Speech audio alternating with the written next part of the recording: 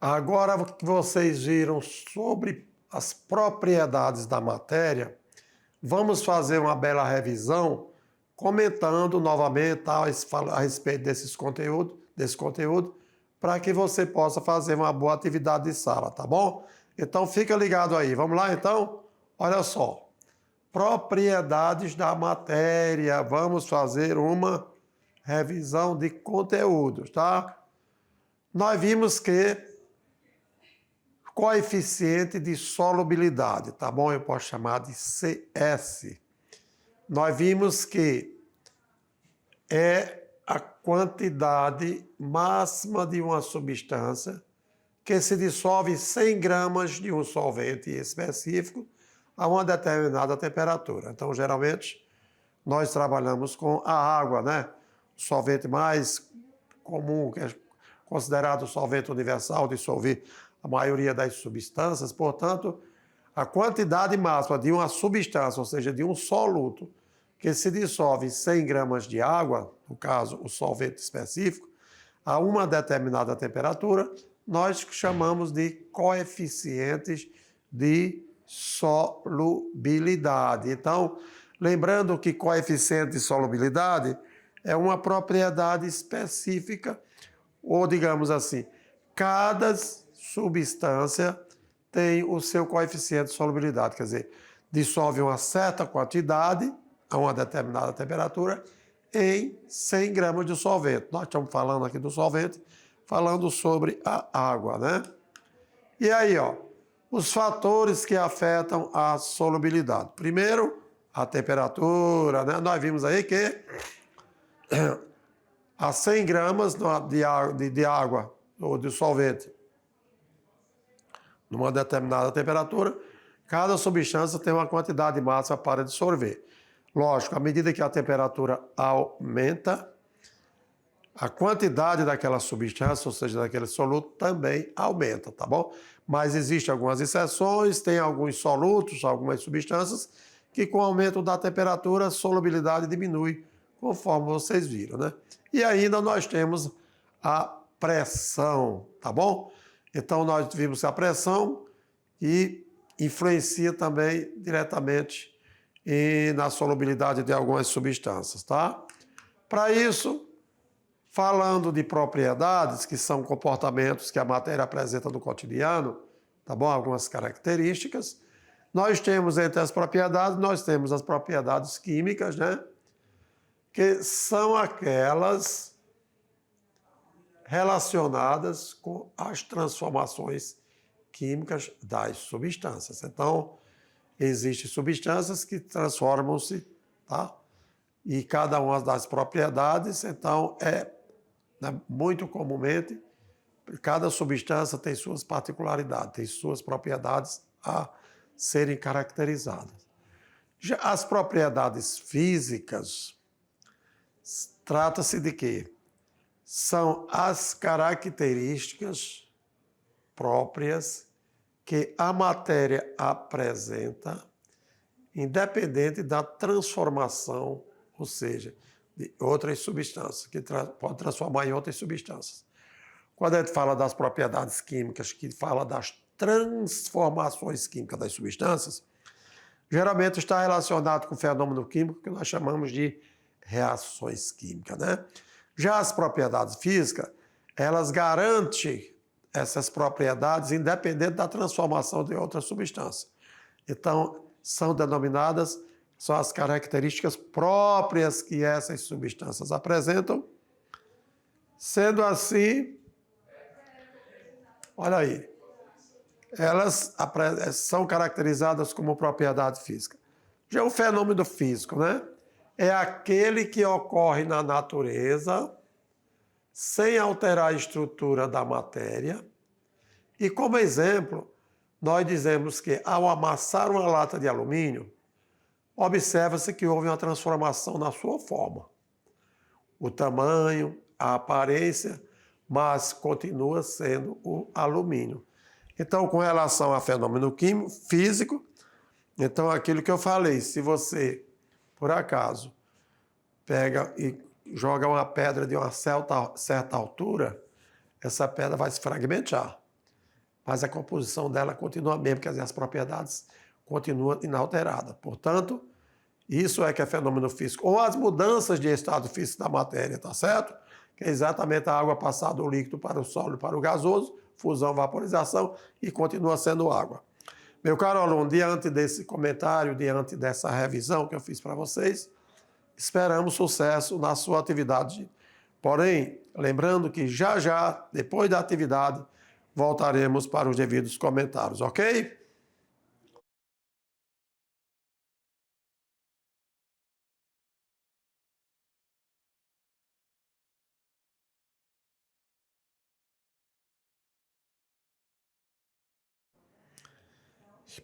E agora, conforme eu falei, nesta aula 5, né? Realizamos o que? Fizemos uma breve revisão para que você pudesse despertar, ou seja, relembrar os conceitos da aula sobre as propriedades da matéria, coeficiente de solubilidade, enfim. E agora vamos comentar sobre cada questão que você realizou aí na sua atividade de sala. Vamos lá então? De olho na tela, vamos lá. Na primeira questão, diz o seguinte: a tabela a seguir mostra a solubilidade de vários sais em água, a temperatura ambiente em gramas por 100 ml de água, quer dizer, gramas do soluto por 100 ml de água. Assinale a alternativa que indica, respectivamente, o sal mais solúvel em água e o sal menos solúvel em água nessa temperatura, ok? Então, veja bem, nós temos aqui os sais, né, os compostos, e temos a solubilidade desses compostos em cada 100 ml de água. E aí, será que entre o mais soluto e o menos soluto? O que você acha sobre o nitrato de prata? Solubilidade 260 gramas por 100 ml. Sulfato de alumínio 160. Cloreto de sódio 36. Nitrato de potássio 52. Brometo de potássio 64 gramas deste sal em cada 100 ml de água. Bom, diante disso, o que nós queremos é para você dizer qual seria o mais solúvel e qual seria o menos solúvel, tá bom? Então, olha aí, não esquecendo de que o volume de água sempre mantido 100 mililitros. Aqui o que aumenta ou diminui é a massa do soluto, ok? Conforme a tabela apresenta para esses 5 sais disponíveis aí. E aí? Então aí, letra A, mais solúvel seria o cloreto de sódio e menos solúvel o nitrato de prata. B, o mais solúvel seria o nitrato de prata, menos solúvel o brometo de potássio. C, mais solúvel. Sulfato de alumínio, menos solúvel nitrato de potássio. Letra D, mais solúvel nitrato de prata, menos solúvel cloreto de sódio. Letra E, mais solúvel nitrato de potássio e o menos solúvel brometo de potássio. E aí, você que acabou de realizar, tá bom? Realizar essa atividade, na primeira questão, observando a tabela da solubilidade daqueles sais, qual seria a resposta correta? Vamos lá, então? Então, claro que a resposta correta seria, com certeza, a letra D. Por quê? O mais solúvel é o nitrato de prata e o menos solúvel, cloreto de sódio. Então, vamos lá voltar na tabela. Olha, nitrato de prata, você consegue dissolver em 100 gramas de água, 100 ml de água, 260 gramas deste sal. E o cloreto de sódio, apenas 36. Portanto, caracterizando o mais solúvel, o nitrato de prata, o menos solúvel, o cloreto de sódio, conforme está na letra D. Ok, meu caro aluno? Então, beleza aí? Se ficou claro desta forma, olha aí, confirmando a letra D, nitrato de prata e menos solúvel, cloreto de sódio. O comentário é esse. O sal mais solúvel em água e o sal menos solúvel em água, nessa temperatura, são, respectivamente, nitrato de prata e cloreto de sódio. Vamos, então, para uma segunda questão. Na segunda questão, diz o seguinte: o material diferencia do outro pelas suas propriedades específicas. Essas características que os definem são úteis para que possamos escolher um material. Por exemplo, quando vamos aquecer uma comida no micro-ondas, é preferível utilizar um recipiente de vidro ao invés do de plástico, pois o plástico, quando aquecido, pode liberar substâncias nocivas, inclusive como o BPA, que é o bisfenol A. Sendo assim, diante desse comentário, desse enunciado, vamos ao seguinte: qual o tipo de propriedade específica que foi identificada no texto? A. Será a propriedade física? Mas veja bem, propriedade física, o material, ele não altera as suas propriedades, suas características. Pode sofrer algumas transformações, como a lata de alumínio, pode sofrer algumas transformações como os estados físicos da matéria, passa sólido para líquido, fusão, vaporização, condensação, solidificação, mas a matéria continua a mesma. Bom, propriedade organolépica, será que é uma propriedade que depende dos órgãos dos sentidos, o odor, o paladar, o ruído, a visão? Será que com isso a gente consegue caracterizar, identificar realmente o que está acontecendo com a matéria? Alguma propriedade funcional? E agora, propriedade química? Olha só, hein? E depois, densidade. Mas densidade significa a relação massa-volume. É uma propriedade específica, sim, mas não seria o caso para essa questão. Portanto, qual a alternativa correta para o enunciado dessa questão, onde o plástico se deforma quando coloca no micro-ondas e liberando lá o BFA? Então, olha só, propriedade química seria a alternativa correta para essa questão. Porque, olha lá, no enunciado, o plástico, quando aquecido, libera substâncias, quer dizer, ele começa a se decompor e vai formar outras substâncias, né? O polímero que forma o plástico não é o mesmo bifenol, mas como existe traços de bifenol A na composição, então ele será liberado. Sendo assim, por isso que a propriedade é a química, tá joia? E ainda aqui no comentário, exatamente a letra D, por quê? Porque sabemos que propriedade química, que é uma propriedade química, pois o bisfenol A, que é o BFA, é um composto químico utilizado na fabricação de resinas. E quando o plástico, que contém a substância, é submetido ao aquecimento no micro-ondas, isso pode desencadear uma transformação química e, consequentemente, liberar o BFA, que é nocível para o organismo do ser humano. Portanto, nós temos que ter os conhecimentos dentro da química para, ao conhecer as propriedades físicas, químicas específicas nos gerais, poderemos também aprender a manusear alguns tipos de material no cotidiano, beleza? E aí, assim sendo, esperando que você, claro, além de acertar a questão, entendeu o porquê da questão correta, vamos agora se liga no Enem. E aqui no Se Liga no Enem, o que nós vamos realizar? Vamos ler o enunciado? Bom, vamos interpretar direitinho para não ter dor de cabeça. Olha aí, uma solução com 14 gramas de cloreto de sódio dissolvidos em, olha só, hein? 200 ml de água, não é em 100 ml de água.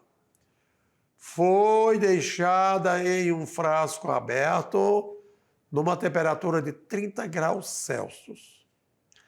Após algum tempo, o soluto, né, que é o cloreto de sódio, começou a ser cristalizado. Ué, ele não estava dissolvido na água? Será que a água evaporou e ele está se tornando cristais? Não é assim que o sal se encontra no estado sólido? Tudo bem. Continuando. Qual o volume mínimo e aproximado em mililitro de água que deve ser evaporado quando se iniciou a cristalização? Lembrando que, como dados, solubilidade a 30 graus Celsius do cloreto de sódio é quanto? 35 gramas por 100 gramas de água, que 1 grama corresponde a 1 mililitro, então 35 gramas por 100 gramas de água, ou 100 mililitros de água. Ok? E a densidade da água a 30 graus, 1 grama por ml. Aí vem, qual o volume mínimo e aproximado em mililitro de água que deve ser evaporado quando iniciou a cristalização? Aí vem, será que seria 20 mililitros, 40 mililitros, 80 mililitros, 100 mililitros ou 160 mililitros? A resposta correta seria 160. Por que 160, professor? Então, olha lá. Vamos ver o cálculo?